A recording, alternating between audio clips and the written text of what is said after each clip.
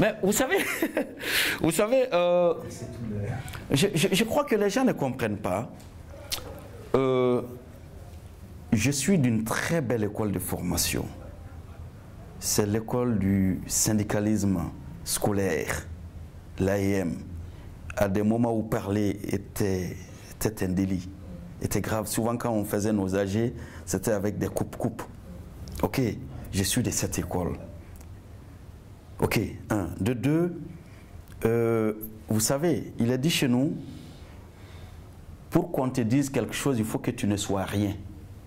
Et donc, je crois que je ne suis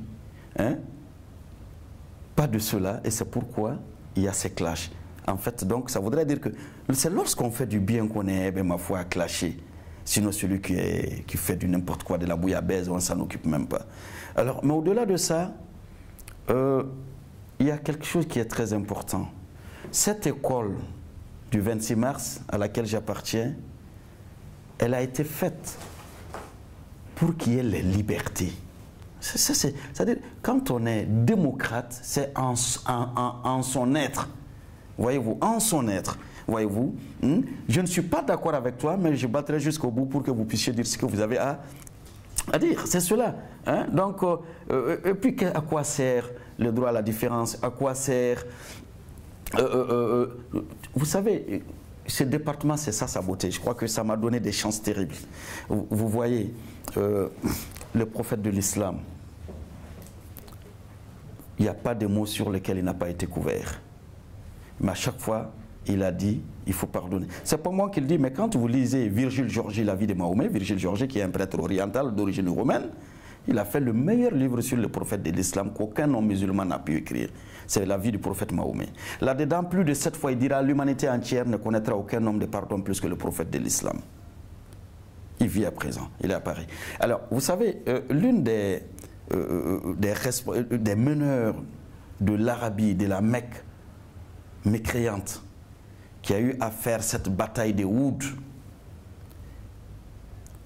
où on a eu à former quelqu'un, à tuer Hamza et autres, c'était Hinti. Alors, il a pris les organes de Hamza, il en a mangé le foie, il a fait de ses doigts des colliers pour le mettre au cou, etc. Parce qu'il avait formé quelqu'un pour tuer Hamza. Et Hamza, sa mort a tellement fait mal au prophète qu'il avait juré que quand je prendrai l'auteur de celui qui a commis ce crime, même au sein de la Kaaba, je le tuerai. Alors quand l'islam a triomphé et que la population de la Mecque était là à faire la soumission au prophète de l'islam, il a demandé aux Mecquois, que pensez-vous que je vais vous faire?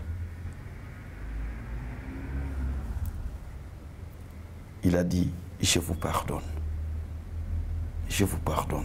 Et cela est très important. Donc quand on prêche la parole des prophètes, quand on travaille pour les religions, il faut qu'on ait en soi une part de cela. Vous avez vu Jésus?